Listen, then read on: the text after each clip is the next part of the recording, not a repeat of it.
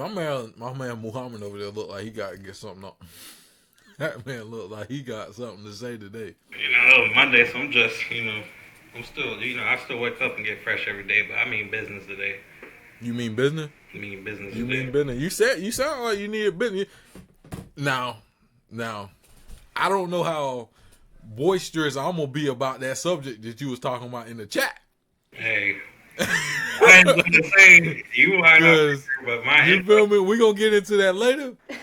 But that boy, he said, I got to talk about it. I'm like, hold on.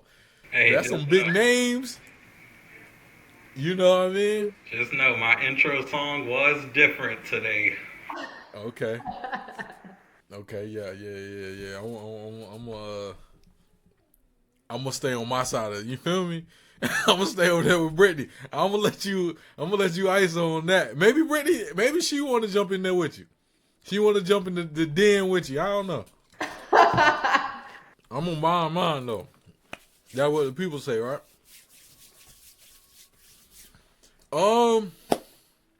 Did you? Well, Britney, you don't really be watching football like that. But you watching these games, huh?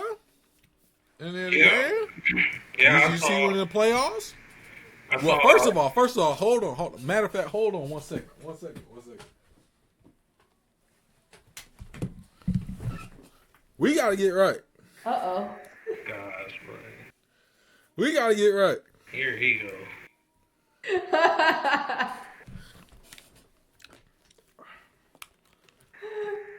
This is how we coming in here. Uh-oh. Cause Sunday, I've been telling everybody before December even start, if them Steelers go 4-1 or 5-0 in the month of December, we are 2-0. We 2-0, off to a great start. We go 4-1 or 5-0 in the month of December. Book your ticket to New Orleans. Book your ticket to New Orleans to see them Steelers. I don't know who's gonna be on the other side, but I know. I'm gonna say that. But now let's get into you see it in other game? Did the Saints play? Yes, we played and we won. Yeah. Y'all won. We did. What's that? Y'all third game? That's our fifth, actually.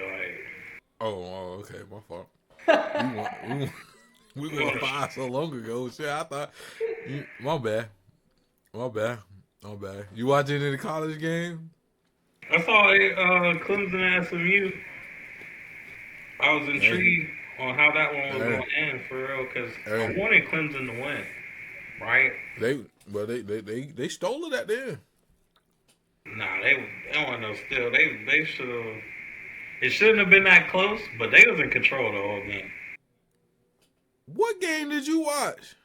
Clemson was up the whole game. It got close. They scored 21 or 24 points in the first quarter, and ain't scored again until the fourth.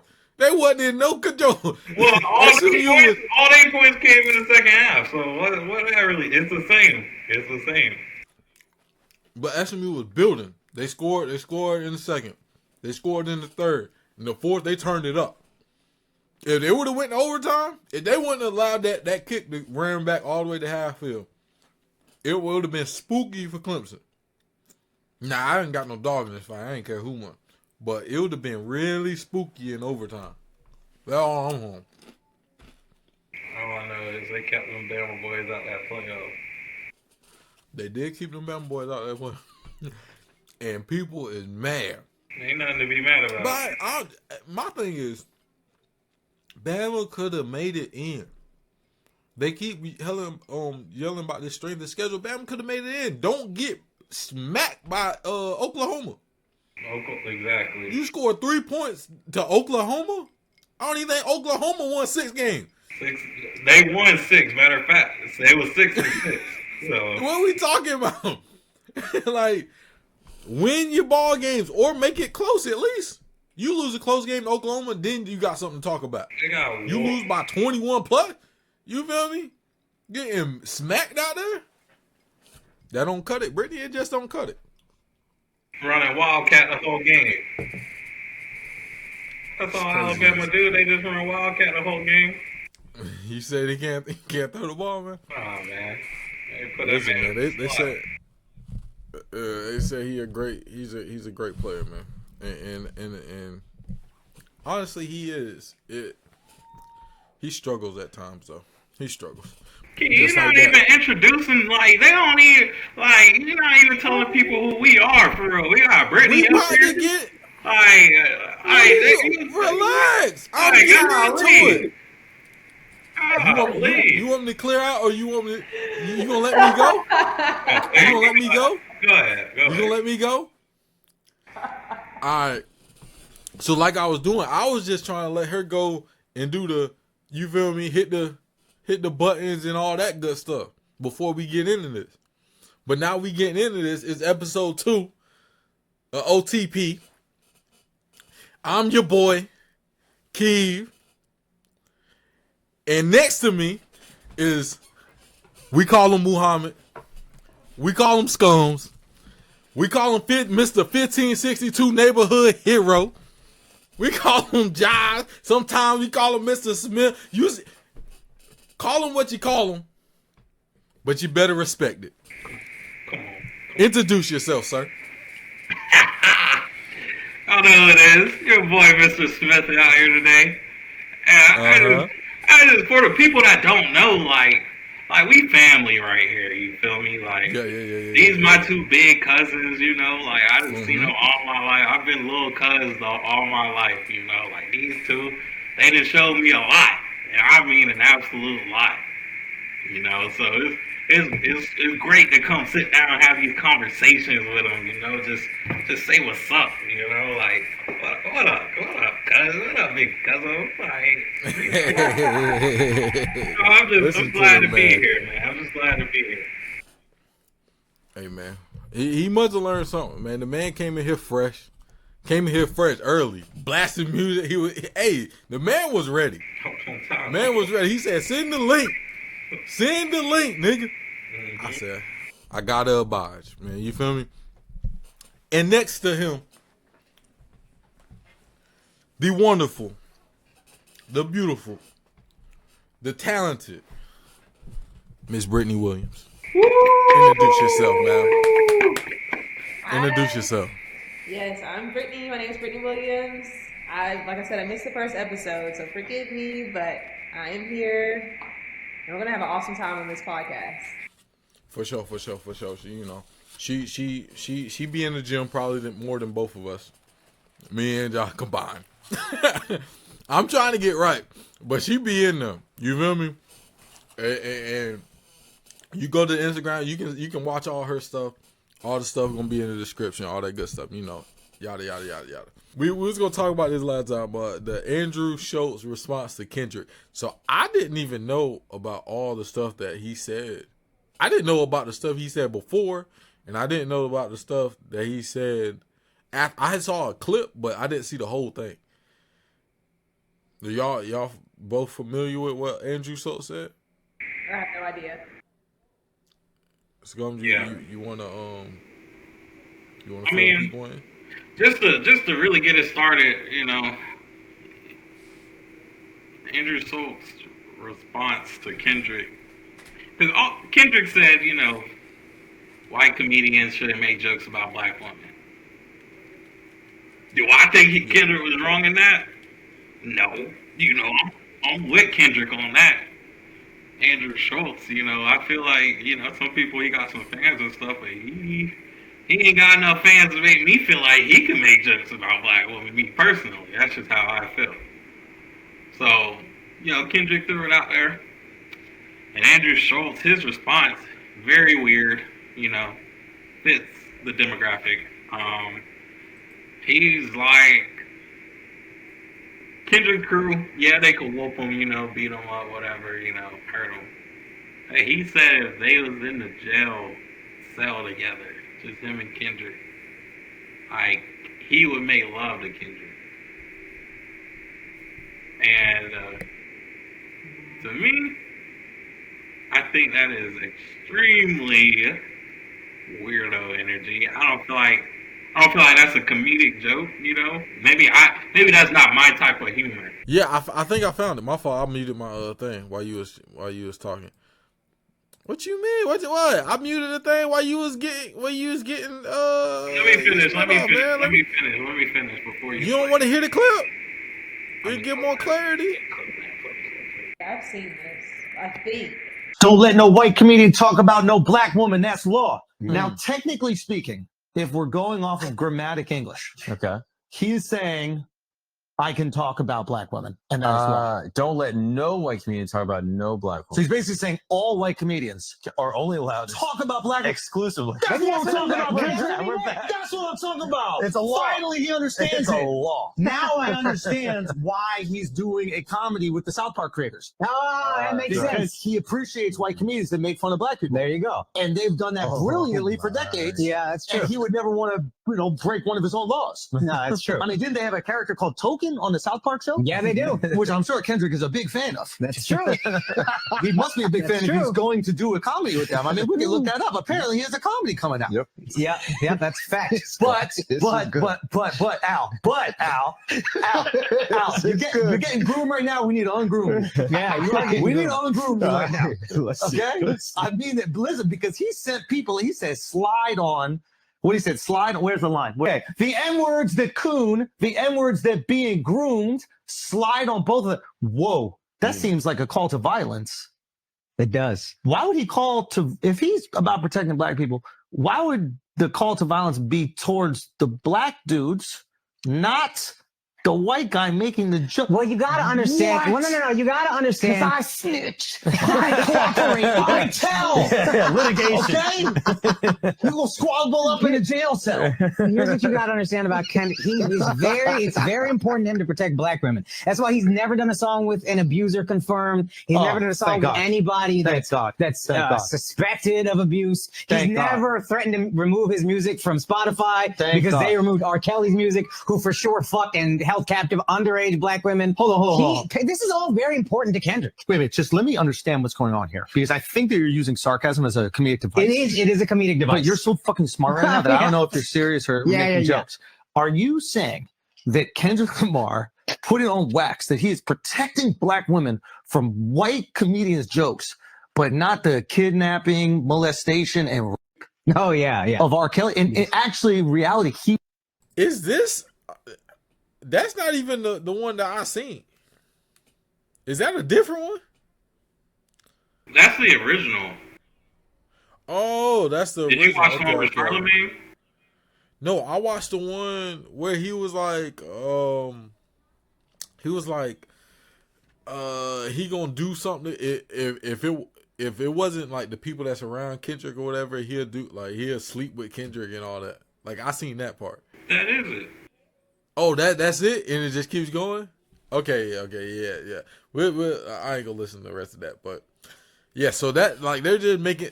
I don't know what they're making, partly a joke of it and partly another part of it, but the original part of it wasn't it a TikTok challenge or something that they was talking about, where it was like black women that date white guys. They glow up the white dude, and then he was talking about that, and that's what made Kendrick say, "Don't talk about black women, that's law." Isn't that it, or am I wrong? I do think that's part of it. I don't know if that was all of it, but I do remember that. Okay, well, it was something like that, but he was talking about like black women that date white guys and stuff like that, and then Kendrick said that, and then that's his response to Kendrick saying, "White comedian, don't talk about black women as law." That was his response. And he also said, on top of what you just seen, is he will sleep with Kendrick, like, pretty much insinuating that he would beat up Kendrick, like if it was nobody else, just Kendrick, him and Kendrick. That's really what he was saying. But he was saying it in a way like, oh, if we were in a cell together, I would sleep. Like, you couldn't do nothing about it. Like, I could do whatever I want with you. And, like, that's what he was saying. Yeah. Yeah. So what's your thoughts, man? What's your thoughts on this whole situation? Like, Andrew Schulz talking about black women, which he's said a lot about black women in general before. Like, well, he said a lot about, I guess, like hip hop culture, because he's also said, black or like artists have degraded women and stuff like that in like rap songs and stuff, and he's talked about that, and people felt like, oh, it's not your place to talk about those type of things, and he's continued to have that stance over and over and over again, and this is just like an extension of it. So what do you think of this, Brittany? I guess kind of an outsider on a lot of this stuff. Yeah, I mean, I feel like I've watched a whole different video from that one. Yeah, I feel like I didn't see that one either. Yeah, it was something. What did he say? I think it was something about if this is the same guy. Let me look it up real quick because I don't want to be telling. What do you think about it in general? Like, just from what you've seen and stuff. Like, what is your thoughts on it? I don't even know. Is he a comedian? Yeah, so he's a comedian. He's actually a pretty well-known comedian. In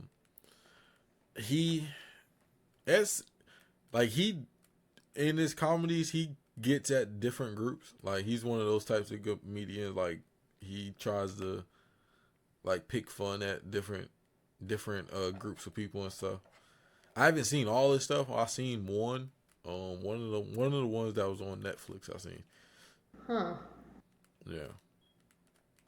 I mean, I don't really know what to say. I have more to say about the first topic we were talking about than this. I don't know him at all. But what do you think about just like I guess like white people speaking on, and I don't even want to just say like black culture, because black culture is bigger than hip hop, but just like people that aren't in that culture speaking on hip hop culture, because it seems to happen a lot. Or like it'll be a person that uses hip hop culture to get to a certain position and then kind of like push hip hop culture aside or talk down on it. I don't know. I feel like it's ignorant, honestly. And the only reason why I'm looking at it from a whole different perspective, as in like, we're going to use, do I want to use that as an example? Yeah, I'm going to use alcohol as an example because that's the only thing I can think of right now. That's like a meth user telling someone that's an alcohol user. How am I trying to explain this? It just doesn't go together. I feel like it's just not his place to talk about stuff like that. He doesn't understand it. Yeah. That's all I can say about it. I don't really know. I don't look at stuff like that. If I see it on my Instagram or Facebook or something, I just click away from it. Yeah. So I don't even know. Yeah, I didn't follow it too much myself. It was kind of more brought to my attention, and like then I seen it, but like I didn't know much about it. Mr. Smith, man, what you got to say about it? What's your thoughts? I'm sure you got some thoughts on it. I'm sure you got some thoughts on this. Well, boy, stuff like this really grinds my gears. Let me tell you. Put some oil in it now. Because, like he said, black culture is really deeper than just hip hop. Hip hop has its own culture. So when we get these people who don't truly understand the culture, that's what it really is. They might see it, but try to emulate it. Hip hop is very popular worldwide, so I mean it's hard to ignore. You can't ignore it. Anywhere you go, anywhere you look, hip hop is on the scene. It's a trendsetter. So, these people who just come infatuated it feels like, maybe, what's a good way to put it?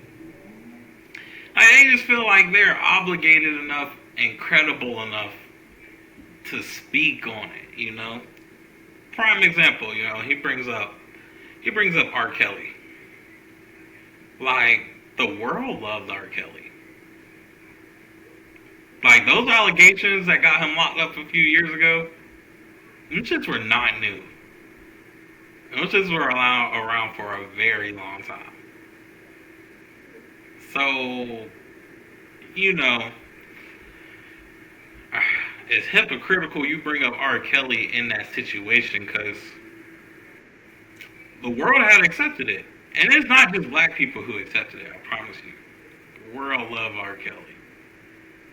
The world loved R. Kelly.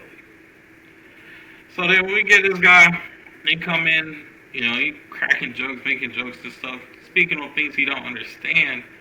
He really is proving the point of what Kendrick is really saying. You know, like, this is why we don't want him speaking on it. Now he's up here, he's trolling and stuff, you know. Now it's, oh, I'm snitching, you know, we could squabble in the jail, like, you know, because now he's really trolling more than just hip hop culture, but black culture. And I feel like that's where you know, the jokes. One, I feel like you at least got to make your jokes funny. You feel me? I get the sarcasm and stuff like that, but like, come on, your joke is you gonna rape somebody? Like, that's just not funny to me. I'm sorry. That's not my type of humor, you know. So I get it. I feel like there's 1,000,001 different ways he could have said one-on-one he whooped Kendrick ass, you know. I feel like he could have said it just like that. But he took it that extra mile saying one-on-one. He basically raped that nigga. Like, it's crazy. That's crazy. I just don't understand it. I don't respect it, you know. And I feel like now him, because it's really good attention for him and his platform now, you know, because he's been running on this shit. Like, we heard Kendrick say one line or two. What have we heard from him since? We've been hearing something from Andrew Shulz every day. I know I might not be active on Twitter like that, but I swear to you, Andrew Shulz is active on Twitter like that. So, you know, this is a steady topic he's using to uplift, you know, just like y'all were saying, people use hip hop, you know, to grow their platform and stuff, and then when they get to where they want to be, they push it off. Yeah.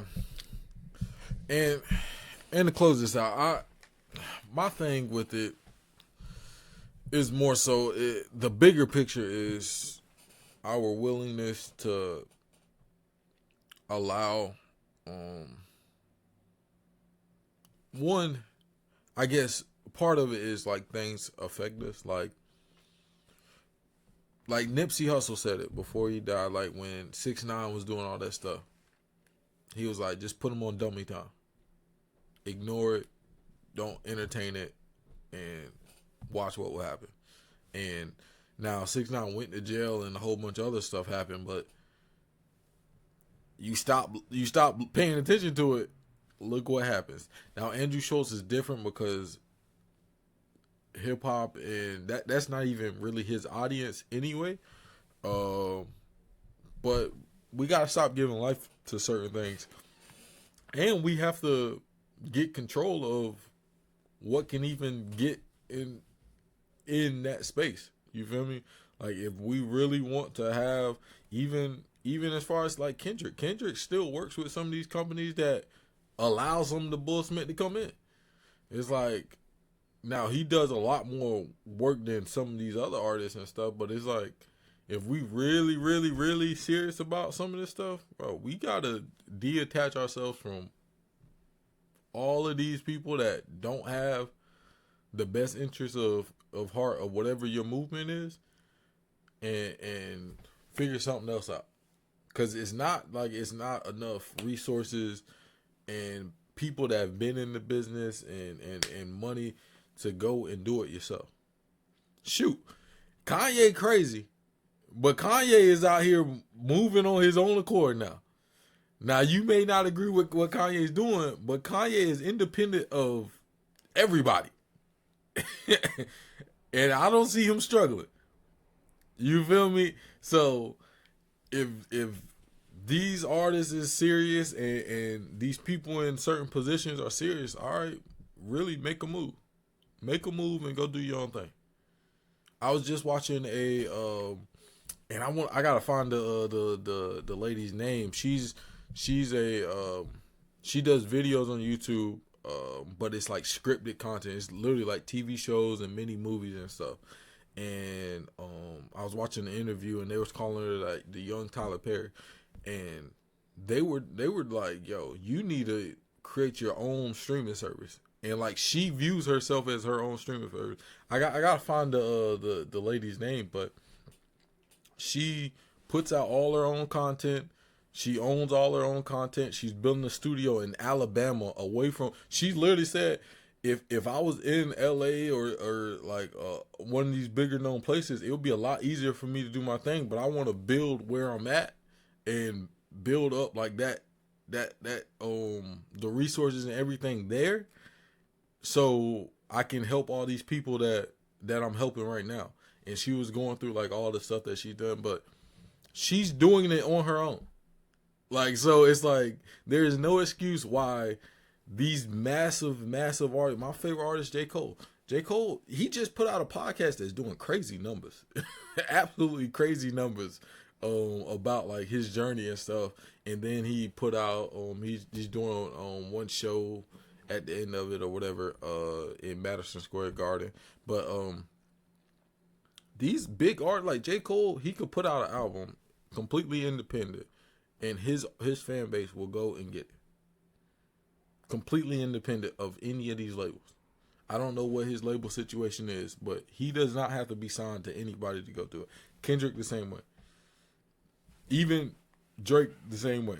Like these artists could pave the path for a lot of young artists coming up to do some of this stuff. Now, obviously, you know, the labels and stuff is resource, but they could build the resources. Like J. Cole got Dreamville. He could use his resources to build up young artists, which he does. Like, he's got artists signed to it, but they don't need the label necessarily. The label helps because they got connections and stuff like that, but it's not, you could just, it's more work. That's all it is, really. More work that you got to put in to build up the same connections and links that they have. But a lot of people ain't willing to put in that work. You know what I mean? And I think that's a bigger conversation that needs to be had than necessarily about Andrew Schulz and his antics and stuff. But I like how you said that too about not giving it power, because like I said, I don't even watch it. I literally will just scroll right past it because it's just ignorant. Why would you entertain ignorance? Yeah. It's just gonna give it more power than what it is. Exactly. But every black media outlet, like major media outlet, has it up there and pushing it to the audience that don't need to be putting it on dummy top. Like the shade, I'm sure it was on the Shade Room. None of those people is Andrew Schultz's audience, so now you're giving Andrew Schultz even more audience than what he was going to get anyway. Yep. Which is going to make Andrew Schultz more money and give him more power to now, boom, you feel me? Now he's even bigger than, like, Kendrick didn't put his name in it for a reason. You feel me? Kendrick is more well known than Andrew Schultz. Now you're putting Kendrick and Andrew Schultz in the same conversation. That shouldn't be happening. Kendrick Lamar is about to do the Super Bowl. So right before he does the Super Bowl, just came off a #1 album, you're going to put Andrew Schultz in his so he can ride that wave up into the Super Bowl. Like, what? What are we doing?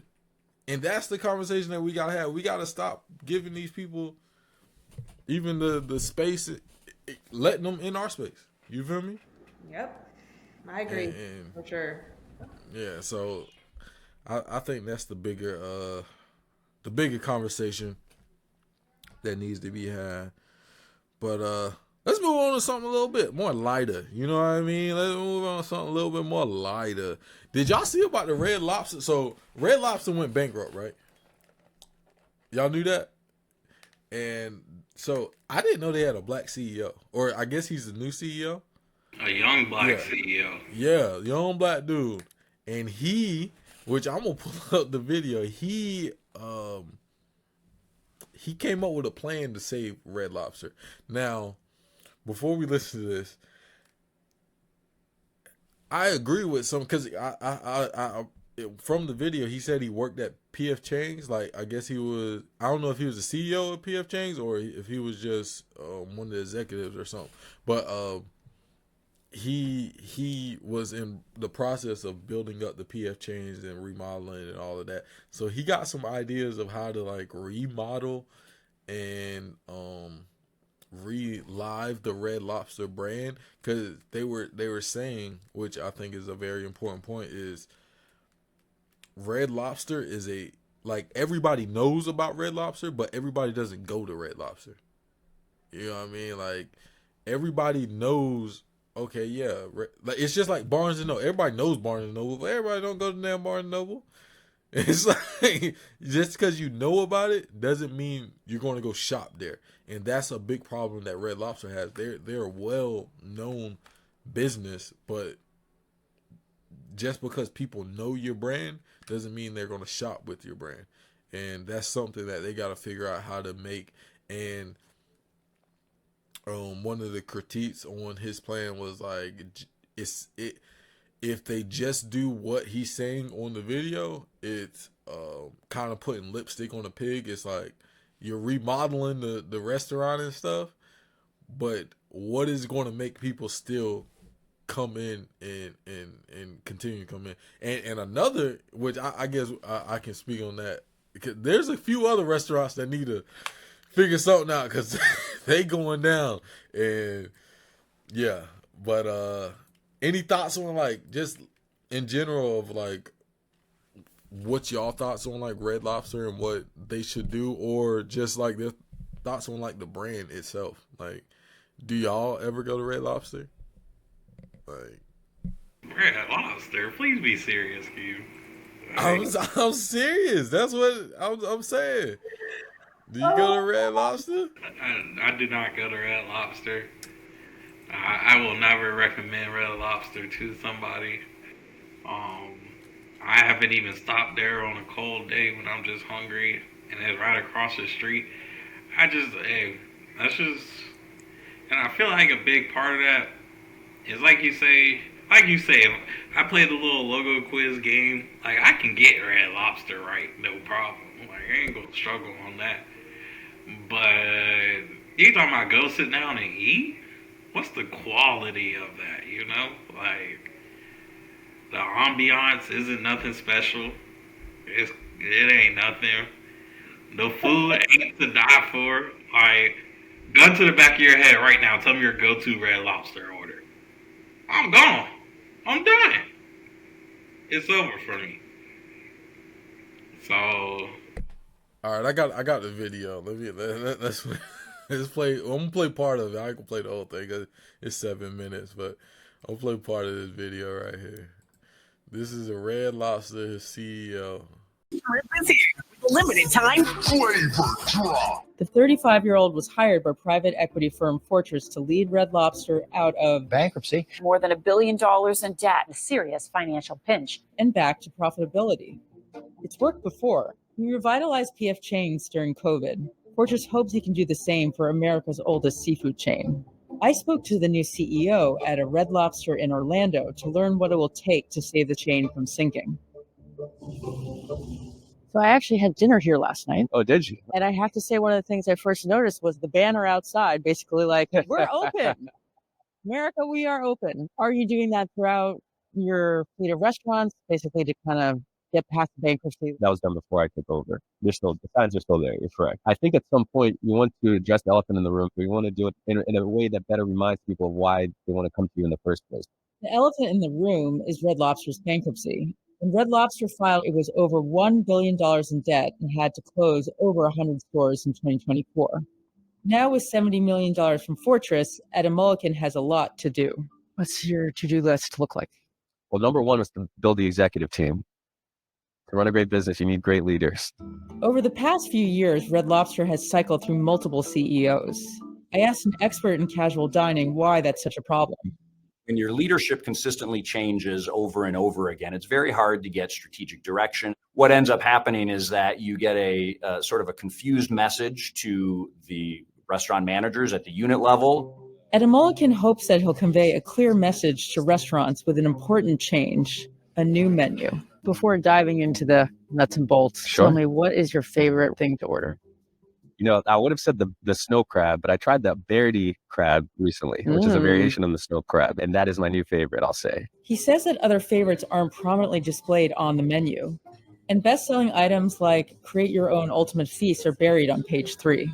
If you were to say, where's the value in this menu, you have to hunt for it. Mm-hmm. So there's things you can do both in terms of reducing the number of items, but also just the layout, right? The aesthetics, the photography.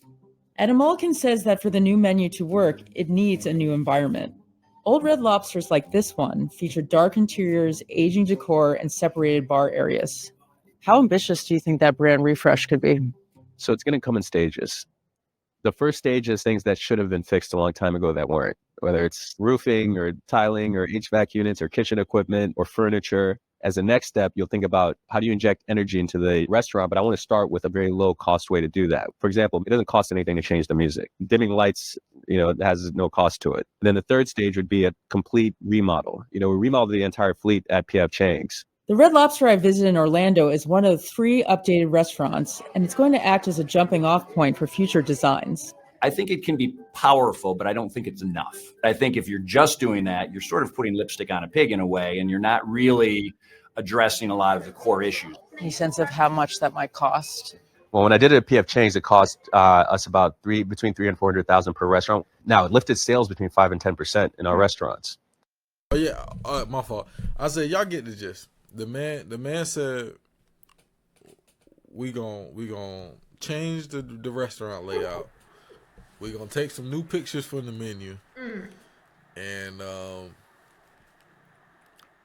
it's gonna raise sales, man. I got something. My thing with Red Lobster, it ain't. Well, for me personally, it ain't even near me. I gotta drive to Myrtle Beach to go eat that. So it's not even near me, for one. And then 2, like, even like, kind of what Josh was saying about the menu. Like, what's your go-to on the menu? The biscuits was cool. Yeah. But past the biscuits, I'm not going to eat lobster every time. Like, even like think about like your restaurants that you go to. Like, you don't go and eat the most. Like, sometimes you just want wings. Sometimes you feel me? And it goes in to talk about like their endless shrimp thing, which costs them money and stuff like that, especially when food prices go up. But I don't know. I feel like they gotta remodel like what people think about Red Lobster. Like, it gotta be more of a, I can go and get any type of like fish. I can go get like different like seafood options. They probably need to think about like some sushi. Like, get some people like people love to talk about it. I don't eat sushi personally, but people love sushi. Like, people love sushi. You already got the seafood. Like, all right, do a sushi option for it. Do a crab. What is it? California roll. Do all of that. Figure out something that doesn't give us like, oh, we just gotta go get lobster or crab legs or something. You know what I mean? And I think that's part of the problem, at least for me, because I'm not going to Red Lobster to get lobster every single time. If I want, or crab legs, because if I want if I want to get crab legs, well, shoot, I'll just go and get crab legs my damn self and cook them myself. You feel me? That's not something I feel like I gotta go to a restaurant to get. But yeah. Well, my take on that is, were you finished, Keevin? Yeah. Go ahead. My take on that is I love seafood.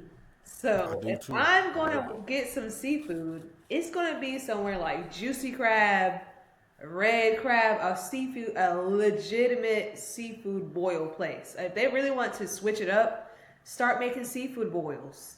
It's that simple. Make a new menu with a whole new boil. Like you can never have enough restaurants with seafood boils. There's 2 of them here.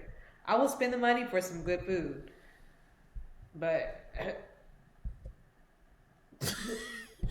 I don't know what to say with Red Lobster. I don't know what to tell them. You saying they don't make good food at Red?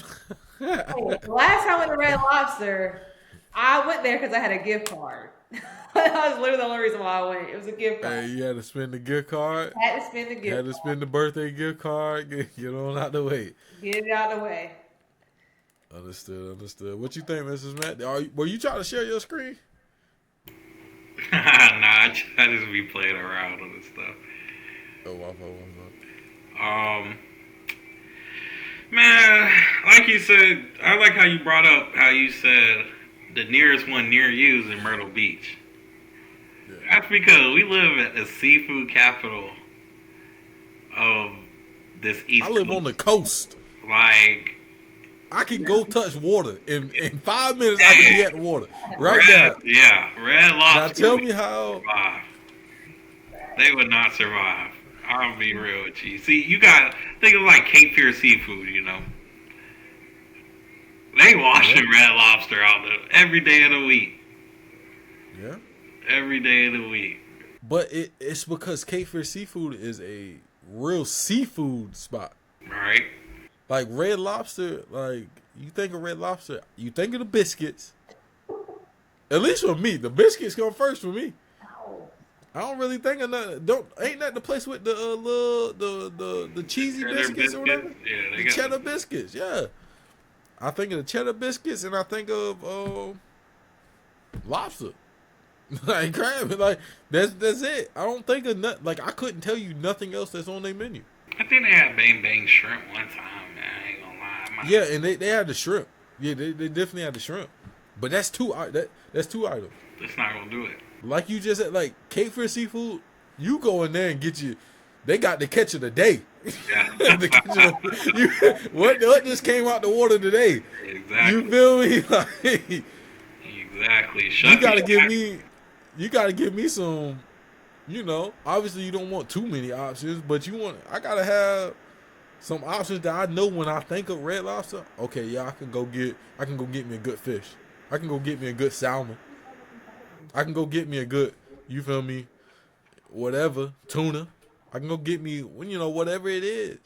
Like she said, seafood boy. I ain't never seen no seafood boy at Red Lobster. Me either. You feel me? Yeah, and I'm glad. Hey, that's a great point. I'm glad we brought that up because we really come from a seafood place. So then I'm thinking of all these shucking. Think of something fishy. Something fishy, a little hole in the wall, and they be lines out to the street. You feel me? Exactly.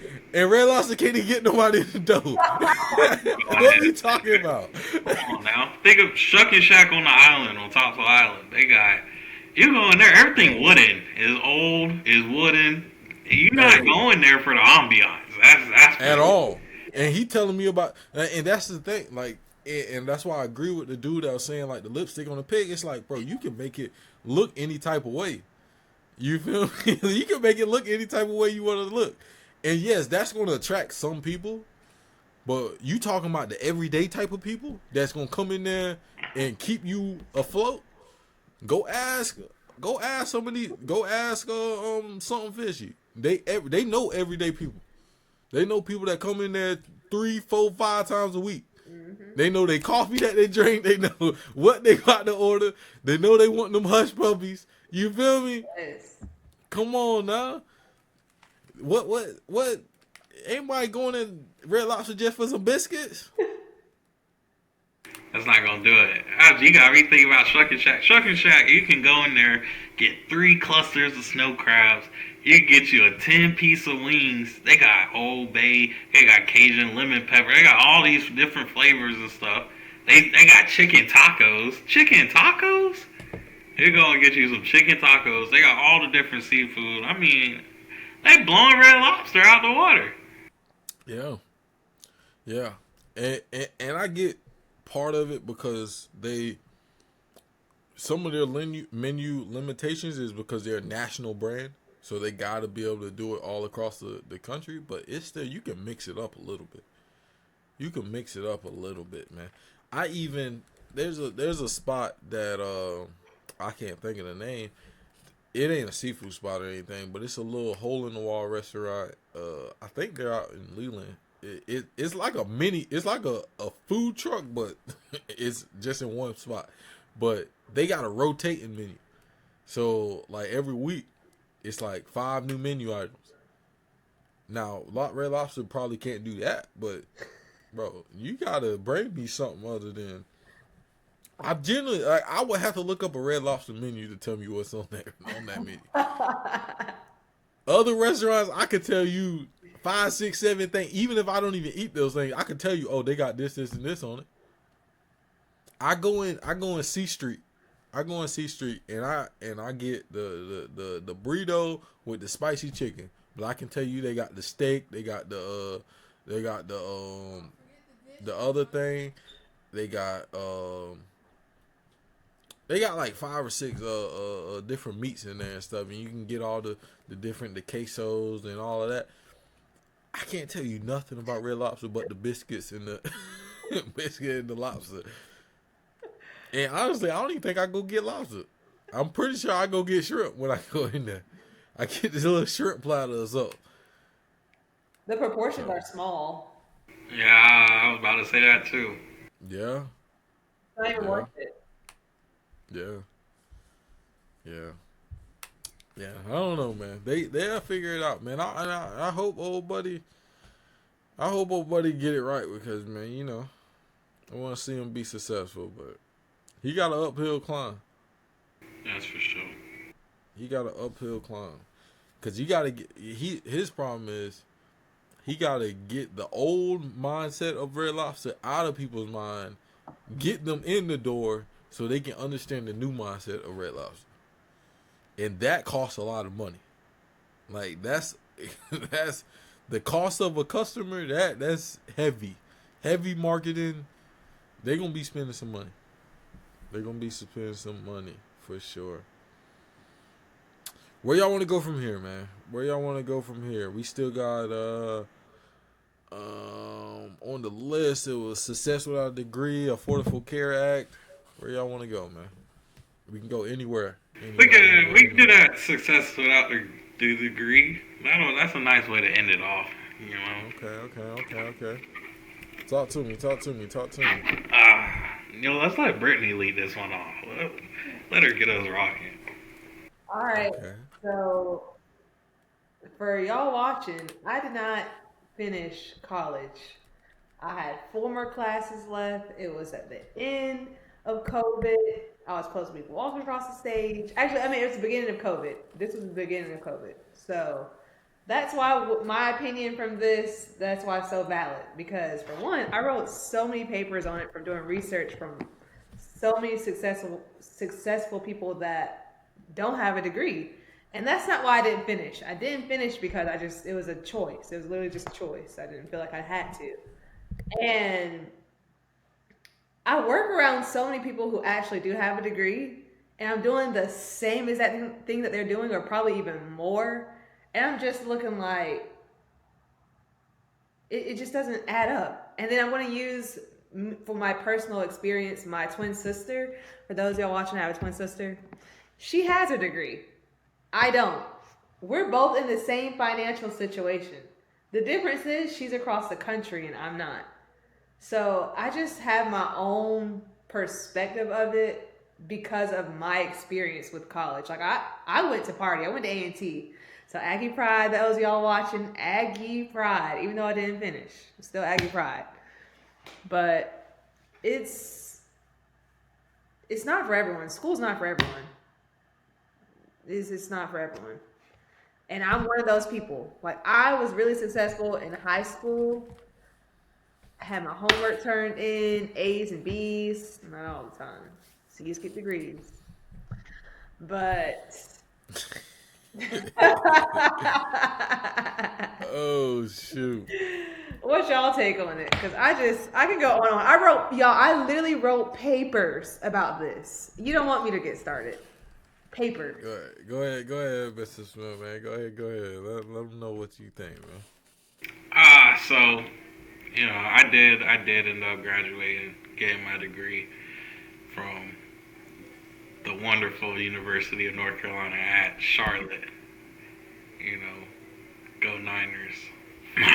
But, do I feel like that degree was necessary? I'll put it like this, everybody has goals and ambitions and what they strive for. I do not feel like all those goals and ambitions require a 4-year degree. Some people, they put a 4-year degree with success. Like, you get a 4-year degree, you're successful. Don't matter what it's in. And I think that's the biggest misconception. I think an important thing about all of us is that we did go to school. So we went to university. Like, we learned skills. It's not like just because you didn't get a degree, you didn't learn anything. Like, we learned a bunch of different skills that will carry with us for our lives.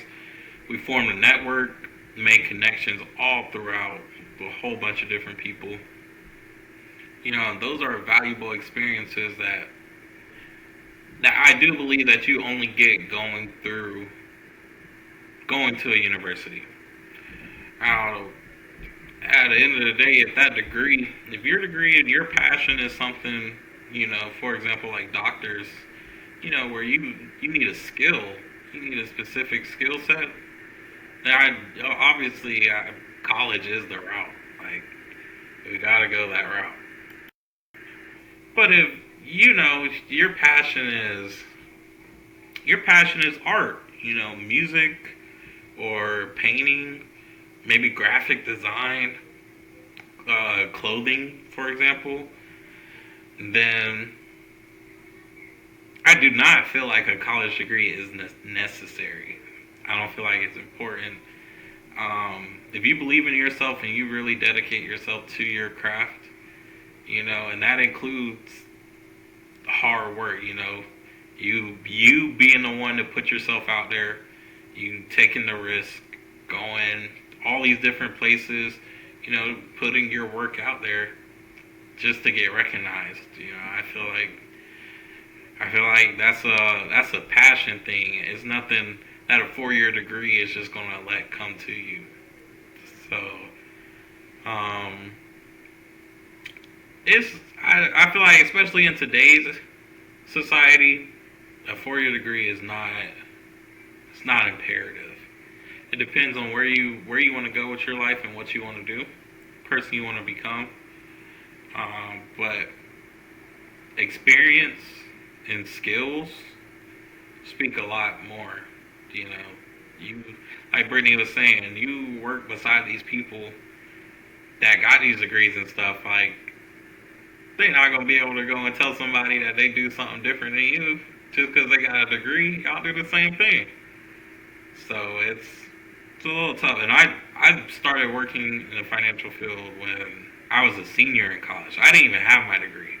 Like, I was going to school and working at the same time. I didn't work with anybody that didn't have a degree. But of course, a lot of my colleagues were older. Like, I'm definitely the youngest one everywhere I went. So, back in the day and age, it was different. You did need a degree to get, your foot in the door. I'll say it like that. Now, to climb the ladder, of course, you still need that further education, or your experience and work can speak for itself. But going to the degree does not guarantee success, and I feel like that's a big misconception that maybe a lot of my generation was brought up on, just because maybe our parents didn't have the opportunity to do that. So, of course, they think their life would be different if they did go to school. And I mean, that may be true. But I don't necessarily feel like just because you go and you get that 4-year degree that you're guaranteed success.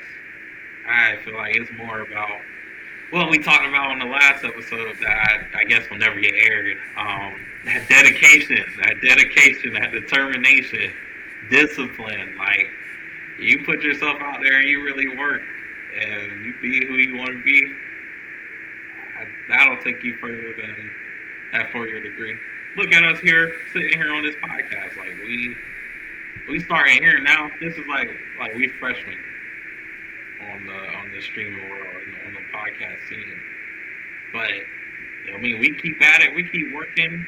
4 years go by, we're gonna be way further along with a lot more experience, knowledge, and skills than where we sit at today. And that speaks a lot more volume than just a degree. So that's where I stand on it. Yeah.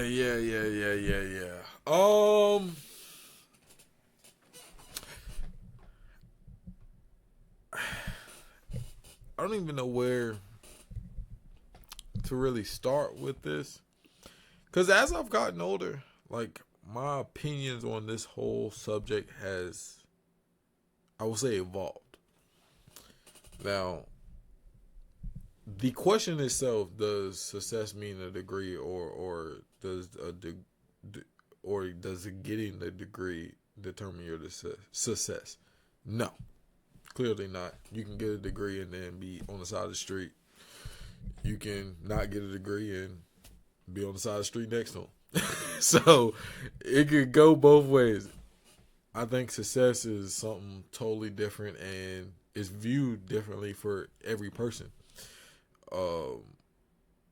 I think the what is most important, especially when deciding to go to school to get a degree, is, and this is what is missed with a lot of people because of the system that we have, which I don't think is necessarily the bad system, is do you understand yourself enough to know what you want to do with your life? And the fact that we push kids to get degrees or go to get a degree when they're 17, 18 years old and they really don't know what they want to do. And we see all the time. And I think the average right now is 5-6 years to get a 4-year degree, because a lot of people switch degrees halfway through, or, you know, something happens. They thought they wanted to do this. Now they want to do this. And now they done switched their degree 3 times. Like, that happens a lot. And it's because most of the time people don't, they got a perception of what they want to do, but don't really know what they want to do. And then you add on the cost, stress, and then everybody, in whether it's your family or your friends, like, are putting pressure on you to making sure you're doing, you know, a certain thing. There's a lot that comes in with that. So, like, the success side, the success aside, I think the degree, I think college itself is good for most people, because most people honestly are sleepwalking through this world anyway. So they need to be funneled through something to go do something. Now, the process of, I disagree with everybody needs to go and get a business degree. Everybody needs to go and get this degree. Everybody needs to go. I think there should be a way more, they like to use the word inclusive, more inclusive conversation when talking about degrees. There need to be more people out here going to be electricians. There need to be more people out here going to be whatever, you know, fill in the blank.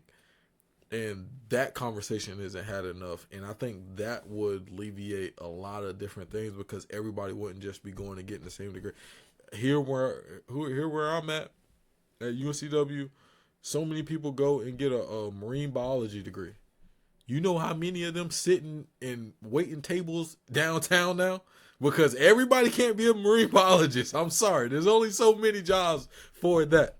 You're only going to get so many jobs. So but there's a need on all the side of the electrician buildings, whether it's the solar companies, the power people, the Spectrum people, the AT&T people, they all need electricians. Ain't nobody pushing nobody to be an electrician. We need more of that. We need more HVAC people homes that can't even get their heat fixed right now because there ain't enough service people working at these heating jobs. You know what I mean? And there's so many other skills and there's so many other things that people can do. AI, like there's a lot more things in AI. You know what I mean? That people could be working in on the backside of it. You know, whether it's in working in the server industry or in the chip industry and all of that type of things. So, just my perception on the degree, because I used to be like, man, forget school. Like, I went to school to play football, and it came to an end eventually, and I was like, all right, I'm done with school. So, but like now getting older and seeing more things, like I understand why these systems are in place. I just think we need to evolve these systems with the new time.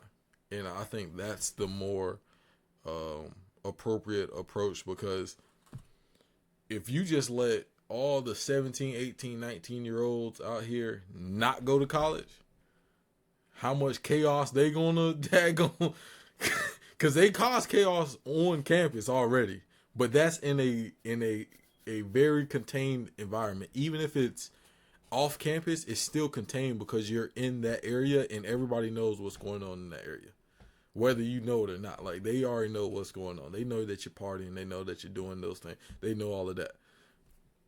But if you just let that go wild, and we're already seeing the numbers of especially men not going to college, and where there's a lot more men unemployed and a lot more men struggling in certain aspects, like, you need to have some structure to it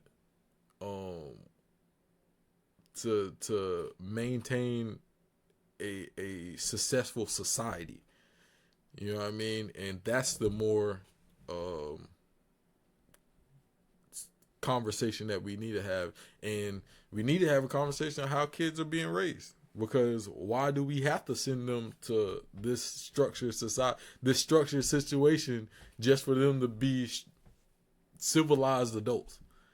You go anywhere else in the world, you go to other places in the world, they figure it out at 18, 19. You ain't no young kid there. You just an adult. And they out there figuring it out.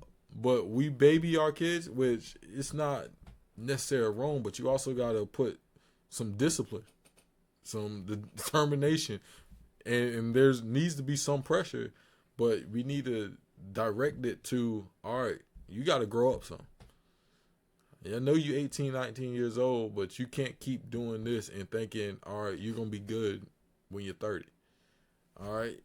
You got to start making decisions that are going to help develop you in the long term, and think about where you want to be when you're 30 years old, and start making decisions that's going to put that in place. If you, like so many people, they want to be a millionaire. Everybody can't be a YouTube millionaire. But there's a lot of people that are HVAC millionaires. I know one of them. He owns an HVAC company. He a millionaire. You feel me? I know somebody that had multiple daycares. There's so many different ways that you can become that. But if your mindset is so just, oh, all I'm consuming is YouTube, and I just think I'm going to blow up on YouTube, everybody ain't going to blow up on YouTube. And to blow up on YouTube, it will help if you was better at something so you could tell people about that, and you will blow up on YouTube. There's I watched a dude, he literally just builds things. He literally just builds things. He's like, oh, my mom want me to redo her backdrop and hang up her TV. He did a whole new made a whole video about it, made a backdrop, hung up her TV. Boom. He did a fireplace in their backyard, built an in-ground fireplace, all types of crazy stuff. He's literally just doing home remodeling and now got millions of views on YouTube because he learned something, because he was in construction and he was like, all right, let me start making videos on this. I'm doing all these different things. He built one time, it was during the summer, he built like this waterfall playground thing for his kids in his backyard. You learn how to use your hands and do that in your backyard, you can make a video and it might pop off. But, you know, and that's like the real conversation. Like my nephew, one time he was like, I want to do a YouTube. And my niece said the same thing. But my nephew, he said, I was like, what are you going to do? He was like, I don't know. You know what I mean? And so many people say that. It's like, oh, I want to do this. Okay, what are you going to do? Or how are you going to do it? Or why do you want to do it? I don't know. I just want to do it because I seen it. And that's just a society that is lost. You know what I mean? Like, it's too many people that's just lost out here. Find something that, you know, and it doesn't, like, you know, because I feel like passion and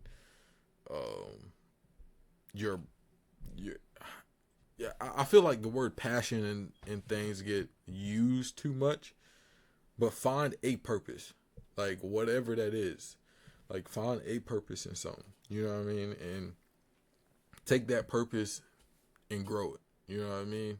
And that's more so what I feel like more people will be successful in. And I know I went all around the world, but I think more people will be successful in it with finding that and going from that, instead of just thinking, oh, a degree is going to save me and I'm going to be successful. Or I just want to be a millionaire. Or I just want to have that nice car. Those things will come if you do something. But you got to do something worth value and be purposeful in that. You can't just be out here, oh, I'm going to get a degree. I'm going to get my business degree and then I'm going to own a business one day. No, first of all, a business degree don't even teach you how to run a business. It teaches you how to work for that business. Like, that's what it's teaching you. It's not teaching you how to run it. Because one, the teachers 9 times out of 10 ain't never ran no business.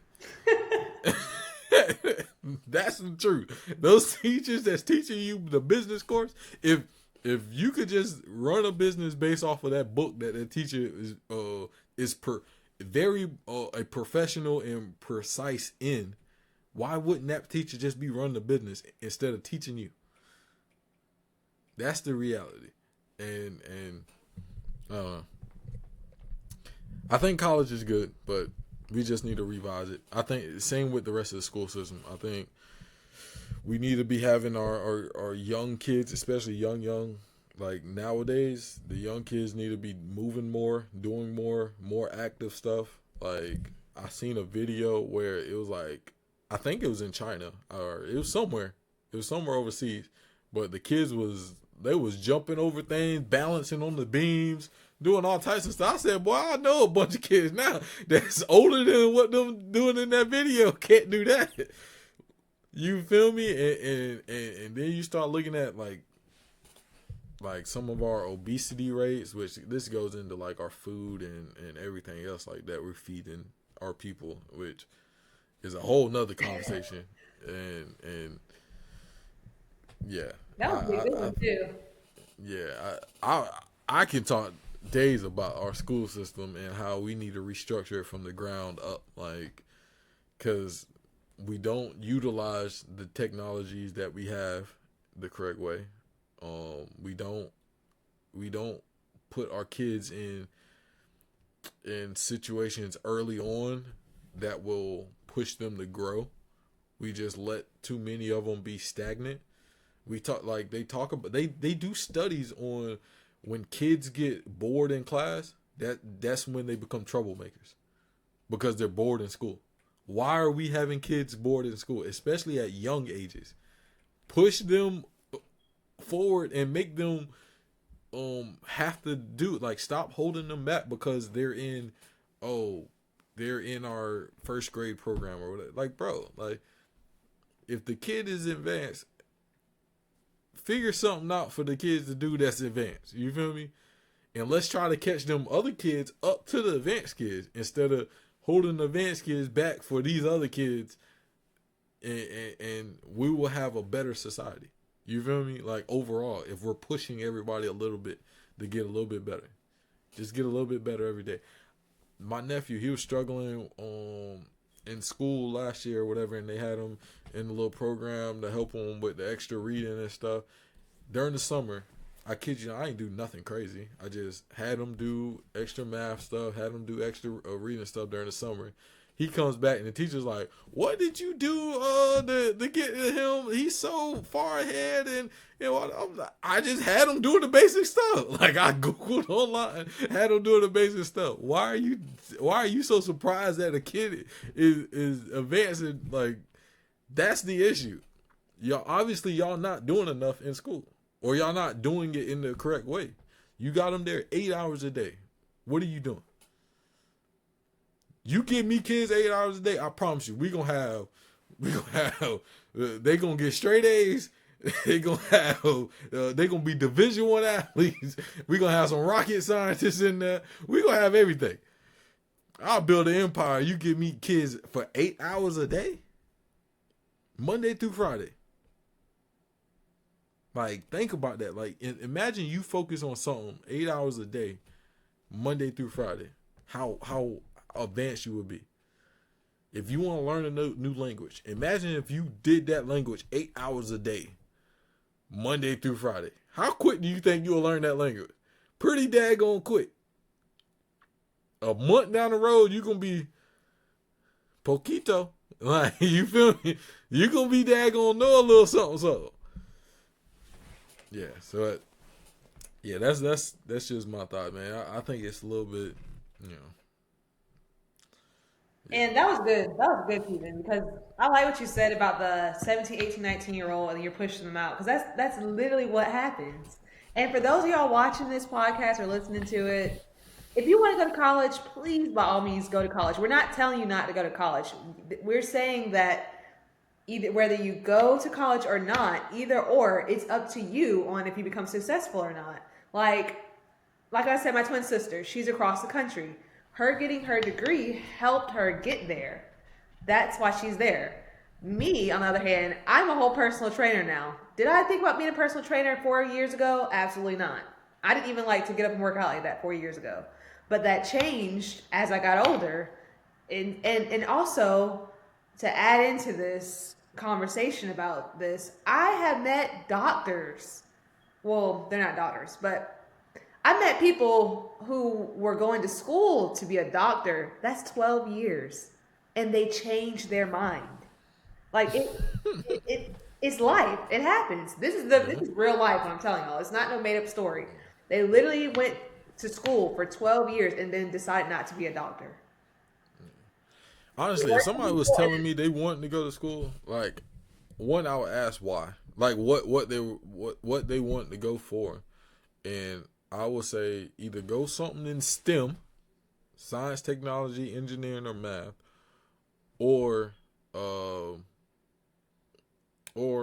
if it was an option to either wait a year or go do something towards some type of skill, learn some type of skill so you can start making some money now. Because we've all said it, like experience in any, because this is the real thing what a degree is. Degree is telling a business they can sit and do something and follow direction for 4 years. That's really what it's saying. They're saying, all right, they can focus on something enough to do this. So I know you can go do this job. There's very few jobs where it's like you're actually really learning something, because when you get on the job, they're going to teach you what they need you to do. That's the reality. They're going to train you for a month, 6 months, a year, depending on how much it takes. But they're going to train you for whatever they're doing. So the degree is just, all right, we know that this person can follow direction. So, but if you don't know what you want to do right now and you're about to go to school, all right, take a pause. Ask your parents, if you stand with ask your parents, hey, can I take a year and then let me figure something out? I'm going to go and work this trade or, work in this company or something. Or I'm just going to, I'm going to go get a 2-year trade job or something or a degree or something. And then if I end up saying I want to go back and become an accountant or whatever you decide you want to become, don't become an accountant because yeah. But if you decide you want to go back and become something, then you already have a skill and you'll be able to, you got some money in your pocket. You feel me? And right now, with the way the economy going, you better have a couple dollars in your pocket. Because it's getting tight out there. It's and getting jobs tight. like degrees also. Just to let y'all know that jobs like degrees. It's just the way the system is set up. Yeah. Job. What? Like I said, the degrees tells them you can sit down. Yeah. But if you 18, and, like for me, instant, like I worked for the longshoremen. I worked in one of their offices in Wilmington when I was in high school still. I could have kept working there. And by the time the people that I went to school with, because I went to school for accounting. By the time the people that was going to school for accounting would have got their degree, I would have had 6 years working with the longshoremen. I would have had some type of, you feel me, to get some type of job with them. You feel me? Like long term. And yeah, they could have got in with their degree and boom, boom, boom. But I got 6 years. Who you think they gonna keep around? You feel me? Now, obviously, I wasn't an accountant, so if it was an accountant job, that person would get the accountant job. But if it was anything else in that office, you cancel cribman. That's mine. You feel me? Like, you know what I mean? So it's if you can get in with certain people, and this is another thing, and we can close it out, but there's another thing that college is good for is learning how to network. That is more important than anything else you do on the college campus is networking.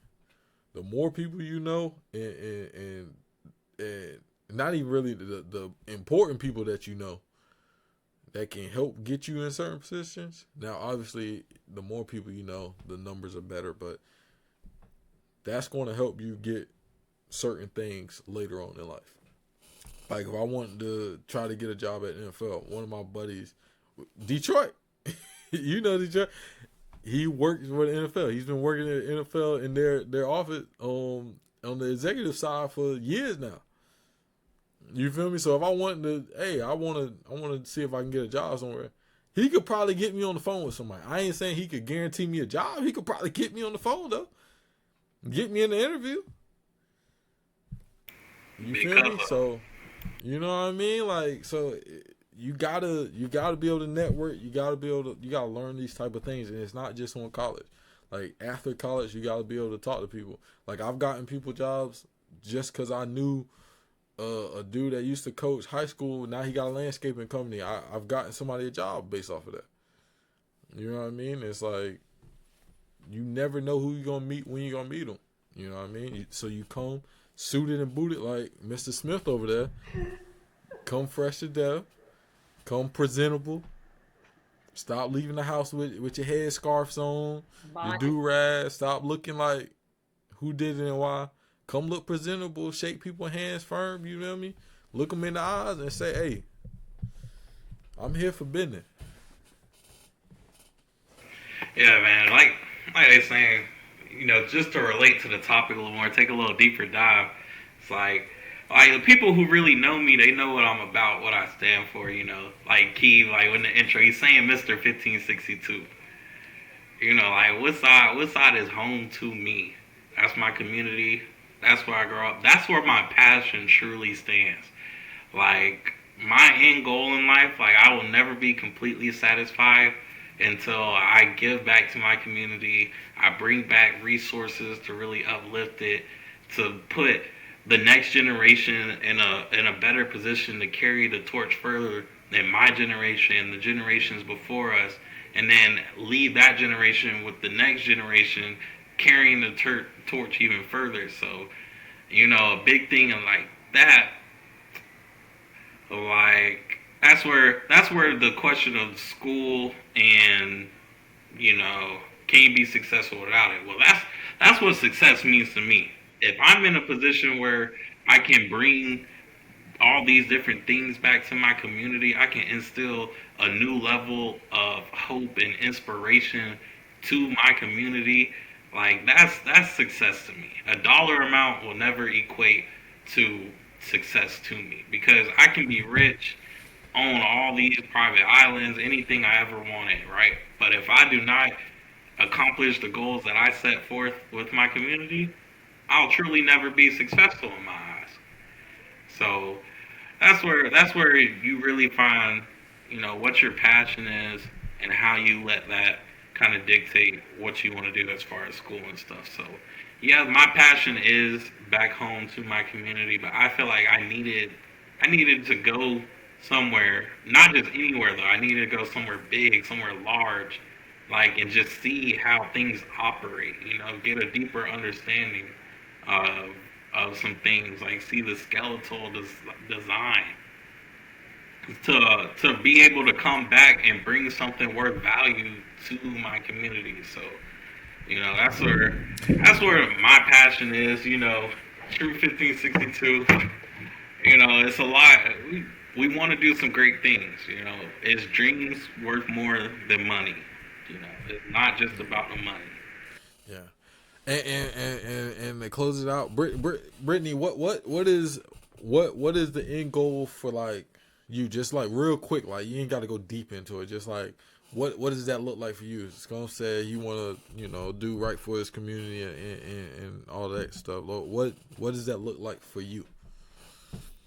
Yeah, I really made my YouTube channel to help people. I really want to help and inspire, and I feel like through me having that determination, that discipline to help other people, I'm only helping myself.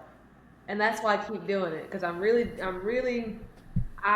want to help. I want to pull the next generation, people after me, and then after them. I'm doing it for them because they need some type of guidance. They need some type of pathway. And you just got to be the example. You got to be the change that you want to see. And that's really my take on that. I really want to inspire and just motivate. And it is a community thing. It is a community thing because, well, me personally, I love what Mr.Smith said with 1562. But for me, I'm trying to build my own community. For young women, young girls, they need someone to look up to. They need someone to show them the right path, the narrow path. Because there's a broad path, there's a narrow. But we're going down the narrow path, okay? We'll hold each other's hands walking, but we're going down that narrow path together. So I really just want to be that light, be that example, just to show them that it's possible. It's possible to be successful, especially coming from a small town, like a small, and especially if you're like me. I grew up and I went to a PWI. I wasn't always seen. I was always in the background. So yeah. I feel you. And I ain't gonna hold you up too much, man. And y'all would get a gist of me a little bit more. I like the whole thing's close to the chest, but y'all would get a gist of where I stand on a lot of things. Well, I'm really trying to, you feel me? Trying to shake some stuff. You feel me? Like, and it's a little bit of both of, you know. And I know I've talked to Scums about it. I mean, Mr. Smith about this a bunch, man. But yeah, like the community, but I'm really trying to like on the infrastructure side, like really put boots on the ground. Let's really, like, kind of what I was talking about earlier with the Kendrick thing, like really control what the situation, control your community, the grocery store, the hospital, the healthcare, the corner store, the school system. Like that's where like my mindset be going. You know what I mean? And it's, and all it takes is just coming together. You feel me? Like, coming together and be like, all right, this is what we want to do. Let's get together and do it. Somebody come up with a plan. Who's gonna be over this? You gonna do it? Like, you gotta be bought in. You feel me? Like, and it can't be people half stepping. If you halfway in, halfway out, you kind of want to do it, but you gonna see it. You might as well go ahead and wait for us to figure it out first. You feel me? You go ahead and wait on the back. We'll send the bus to come get you. You know what I mean? We'll send the bus. Our own bus that we bought and paid for. We'll send that to come get you, and then you can come on when we got it right. But you gotta have people that's really willing to. All right, I'm gonna put my neck on the line for this. You feel me? And there's not enough people that's willing to do that quite yet, and that's where you gotta build. You gotta build. Yeah. So that's it, man. We're gonna close it out there. Yeah. It's a good show. Good show. Make sure you like and subscribe to the video to Outside the Pulse. You heard it. Don't forget, stop what you're doing. It's if you have a Google account, all you gotta do, sign into your Google account. 2 seconds. Click on the like. Click on the subscribe. You should already be You should already be signed into the daggone YouTube anyway. Come on. You should already be signed to your YouTube. Go ahead. Like she said, hit that like button, subscribe to it, hit the bell, smash the bell, and stay tuned in, man. And we coming to you every Wednesday. Every Wednesday we'll be out every single Wednesday. Mr. Smith, if it was up to him, we'll be out every day. That motherfucker will be trying to get it out. He be trying to get the content out, and I understand him. But yeah, we gonna end it out here, man. Stay blessed, stay prayed up. Enjoy your week. This will be halfway through the week, so it'll be out on Wednesday.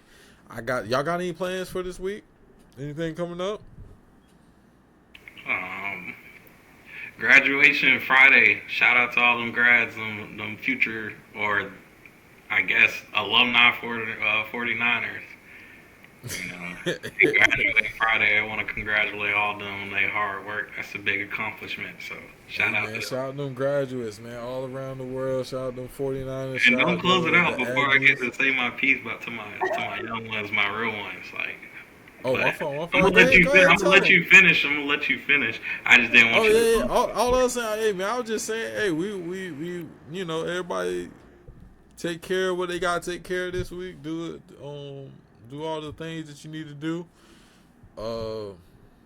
Yeah, that's really it, man. We up out of here, man. Let Mr. Smith tell him what you gotta tell him, man.